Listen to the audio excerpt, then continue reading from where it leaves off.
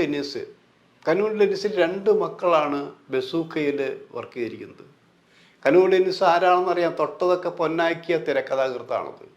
ഇവിടെ ഒരു കാലഘട്ടത്തിൽ മമ്മൂട്ടിക്ക് വേണ്ടി എത്രയോ തിരക്കഥകൾ എഴുതിയിട്ടുണ്ട്, മോഹൻലാലിന് വേണ്ടി എഴുതി, ഒട്ടുമിക്ക നടന്മാർക്ക് വേണ്ടിയും സംവിധായകർക്ക് വേണ്ടിയും തൂലിക ചലിപ്പിച്ച കനു ഡെന്നിസ് കുറച്ച് കാലമായി ഇങ്ങനെ ഒതുങ്ങി കഴിയാണ്.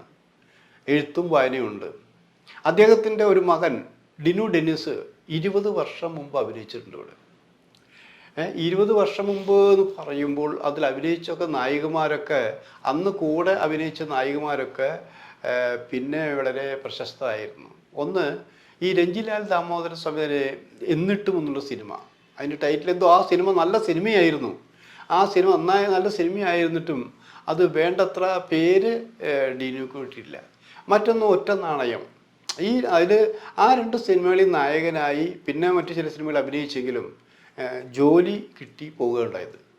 പിന്നെ അതിനുശേഷം അഭിനയിച്ചിട്ടില്ല. 20 വർഷത്തിന് ശേഷമാണ് തൻ്റെ അനുജൻ സംവിധാനം ചെയ്യുന്ന സിനിമയിൽ അഭിനയിക്കാൻ വന്നത്. ദോഷം പറയരുതല്ലോ. ഒരു പോലീസ് ഓഫീസർ, അതായത് ഗൗതം വാസുദേവ് മേനോൻ്റെ ടീമിലെ ഒരു പോലീസുകാരൻ,